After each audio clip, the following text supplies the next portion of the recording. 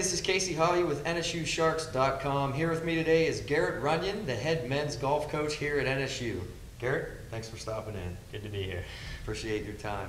Hey, I want to talk a little bit about this up-and-coming season. Now, last year you were an assistant coach under Kevin Marsh, and this year you're now the head coach going into your first year. What's the transition? What has it been like to go from the assistant to now the head? And, what did you learn under Kevin Marsh that you're taking into this year's team? No, it's the transition has actually been fairly smooth. Kevin did a lot and talked to me about all his decisions he was making. And while he was here, he was the head of the men's and the women's. So there was a lot of times he would travel with the women, and I got to take the men by myself and act as the head coach during those tournaments. So I got a lot of experience at an early age and an early part of the, that most assistants don't get to. So that helped a lot this year when having to make those decisions. As you're an assistant, you give opinions. Right. Now as your head coach, your get the opinions big boy matter. pants. Yeah. That's So right. you make decisions versus opinions. So he helped a lot and telling me, and he still does. I talk to him every now and then, and he cares about the guys, wants to know how they're doing, and we're moving forward, and it's been good. Right, and you say keeping in touch with the guys. Well, there's one guy that I'd like to bring up, Ben Taylor. What impact? I mean, the Jones Cup, they finished third place, which is a huge, prestigious tournament. He's having consideration for the Palmer Cup, as well as the St. Andrews Trophy. What impact do you feel that he's going to have on this year's team? For the younger guys, and he's had a tremendous impact already. You could see some of the other guys they see what his hard work paying off and getting into the Jones Cup. I mean, the Jones Cup, everybody that's won the Jones Cup has gone on and gotten their PGA Tour card, and he finished third. Right. And among all Division One. All Division One. The only two guys that beat him was a guy from Alabama and a guy from UCLA. So the guys come back and they're like, man, we practice against this guy every day, and he's beating guys from Georgia, Florida, Tennessee. He's like, and they see it and they want to be there. So with consideration for the Palmer Cup and Walker Cup and the St. Andrews Trophy, I mean, those are huge events. Those are about as big as it gets for amateur golf. And to bring that back and play in those tournaments with an NSU hat on, an NSU bag, I mean, it's great. It can only help and take the program to the next level. I mean, and obviously as a coach, you got to be proud of what he's accomplished and what he's doing for NSU outside of school events. And speaking of NSU specifically in this season, you're traveling to New Orleans, you're going to Texas, you're going to Michigan, you're going all over the place. What does your schedule look like, this year competitively? Our schedule is probably one of the best schedules we've had here. In the fall we went up to Rhode Island and we played in University of Rhode Island's tournament with all Division I teams.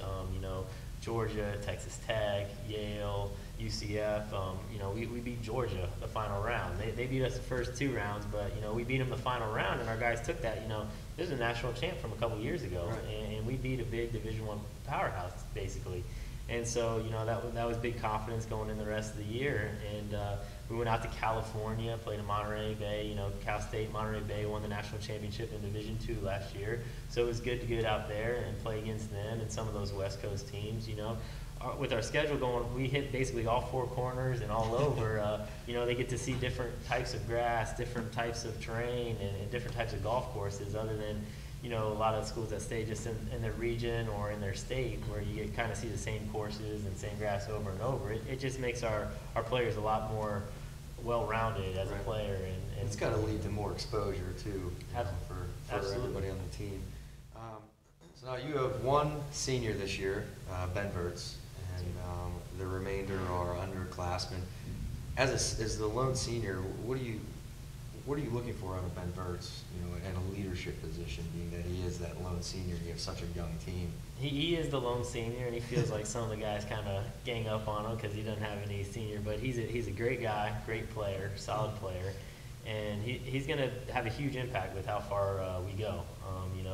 He won the Florida Open, a professional event, 2 summers ago, and then last summer finished runner-up in the Florida State Am. So he's got a lot of experience. He's a good player. He knows how to win. Right. And, I mean, a lot weighs on him where to put kind of that on the shoulder and pick up the slack from the younger kids. and take us to the next level. So. Right. You got, I mean, that's Ben Verse, obviously you just spoke of him, and then Ben Taylor, and then the rest of the remainder of your team are all, young. Who are you looking for this year, or, the Shark fans, to be able to see who's going to be the dark horse, I guess? The next two that kind of gets overshadowed by Ben Taylor and Ben Verse would be Ricardo Celia. Like I mentioned before, he finished second individually at our conference championship last year, and he's a solid player. He's currently ranked 39th in the individually for Division II, and I wouldn't be surprised if he ends his Shark career with a couple wins. He tells me privately, he wants to win, he's going to win, and he works at it hard. So he would be one to look forward to watching, look out for watching, and then Oscar Lingdon. He's a true freshman from Sweden. He's on Sweden's national team. Oh, wow. And he's a workhorse. He'll sit out there on the range all day, and he works on it hard, and he wants to win. And sometimes he gets so wound up because he's a perfectionist, and once it's so good, I'm like, it's okay, Rossi. You can hit and miss a shot here and there and still play good. So those are two other ones that I would definitely look forward to watching and expect good things out of the future from them. Great. It sounds like you have a ton of talent, for this year, and I wish you the best of luck. And you're the reigning SSC champions, from last year, so you'll be defending your title. Obviously, you probably want to keep that and stay at that level, but I never like to ask bold predictions of what's going to happen this year, but where do you see yourself at the end of this year, your team? We do have a bullseye on our back. The Berries, the Linds, the Florida Southerners, and Rollins. They all want to beat us and knock us off.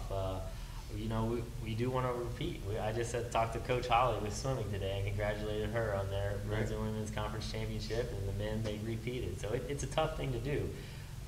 We joke that our conference and our regionals is tougher than the national championship just because of the region we're in and the strength of, we're golf. It's predominantly in the Southeast. So, I think we have a good shot at winning. If our guys play well, I'm confident we can be up there and near the lead and have a chance to do it. And hopefully we pull through. I have no doubt that you will.